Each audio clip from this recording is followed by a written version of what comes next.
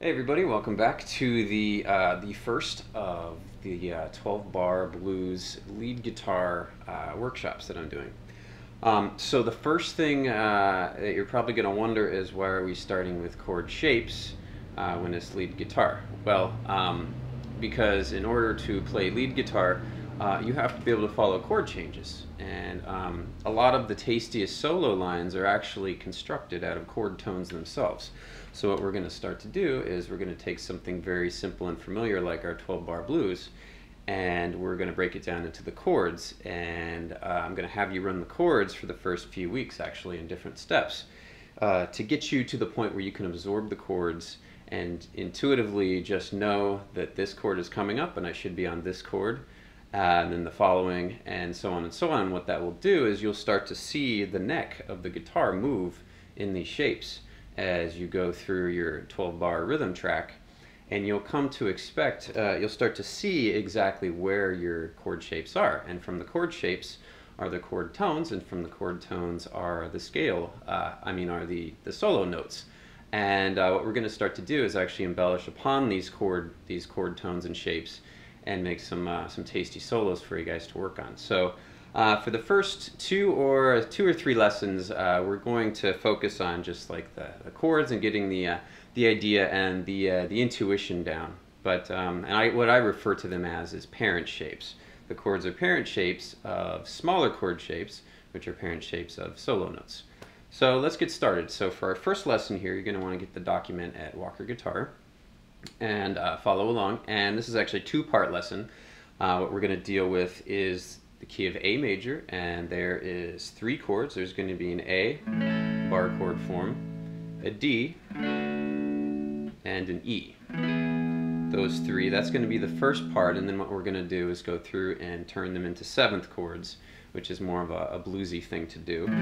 We'll have A7, D7, and E7. So here we go, let's get started. Alright, so your first chord is an A major, and if you're already familiar with this, you may want to jump ahead and just practice running the form. So for guys that are new to bar chords, this will also be a challenge for you as well. The goal though is really to see the chord and to just be able to move through your 12 bar form to where it's just so automatic. You just know exactly what to do. You could be watching TV and do it easily, to where you can take most of your concentration and save that for the good stuff. So that's going to be the long-term goal of this. So for everyone else, A major, it's a bar chord. You're going to bar over the 5th fret with your first finger.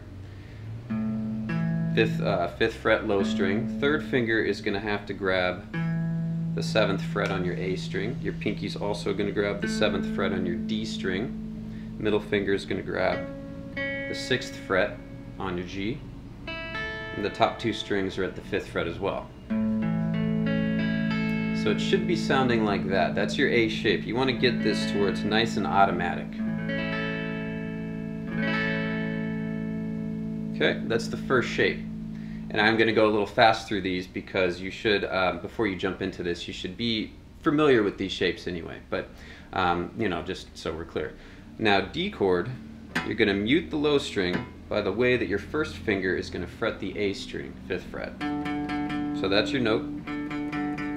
You're going to mute that low string. So you have a dead string, 5th fret, 3rd finger comes over and bars everything else at the 7th fret, except for the top string. So that's the challenge. Dead string, 5th, 7th, 7th, 7th, dead string.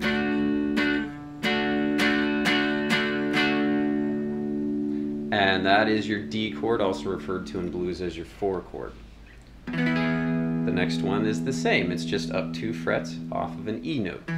That's your E chord. So you're really learning 2 shapes, that's it. So A, also referred to as your 1 chord. Kind of a crash course in blues at the same time. 1 chord. D, your 4 chord. And E, your 5 chord. Okay, now once you're familiar with these chords, the homework is actually quite simple. All you're going to do is take your rhythm track, it's also on walkerguitar.com alongside the lesson, and you're just going to strum through and play the changes. So you want to start nice and easy, and I have it on my pedal here so I can click it on and off. But you're just going to want to strum through each chord once every time there's a change, and this is just getting you familiar with your 12-bar blues pattern. Now this is a 12-bar blues with what's called a quick change, which means it's going to go to a D chord right away. So we're going to go A, D, back to A, and just strum once on every bar, just to memorize the form. Don't let the little background stuff confuse you either. Overall tonality is what we want. E, D, back to A, A, D. You want to start to anticipate the changes.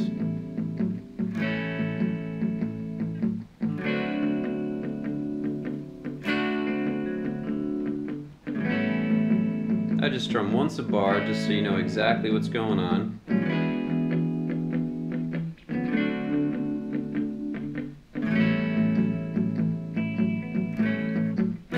You can go back up and hit the E if you like too. So that's the idea, and I would always say strum one bar even if it's the same chord, strum the same chord because you want to know that it's still the same chord. It tends to, I think, just help the intuition and helps you not to think because you're on one chord for a long time, you get scared of getting to the new chord and so you move earlier. That's the kind of the musician tendency. So that's the first phase of your homework. Now let's move to the second phase.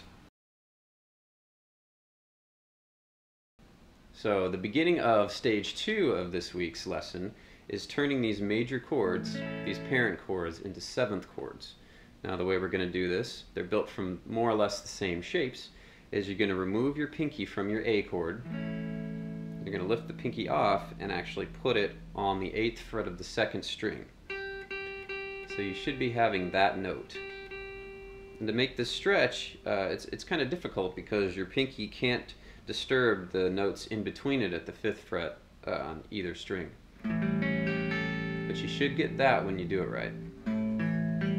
Is that the pinky's left the 7th fret, so that note now falls at the bar on the D string, and then your new pinky note. It's a little bit more, you know, now it's definitely more bluesy.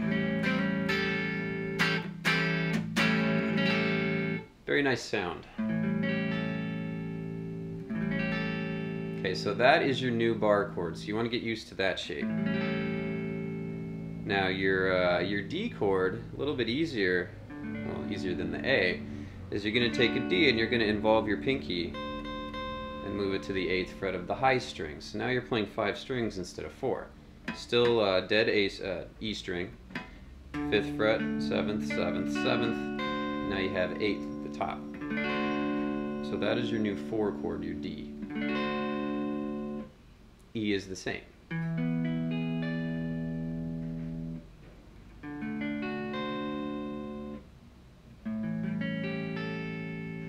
So those are your chords. Now run through the same progression with it.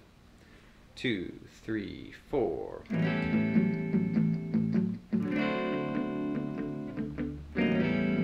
Starts to sound a little more like a blues song.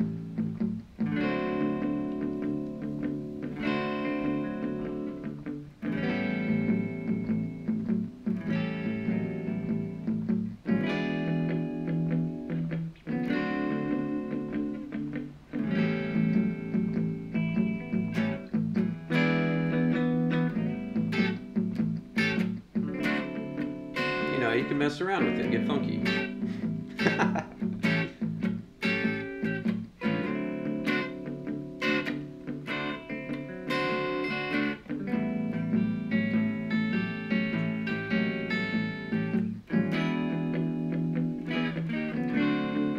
So that is phase 1. I know it doesn't look like lead guitar, but it secretly is lead guitar.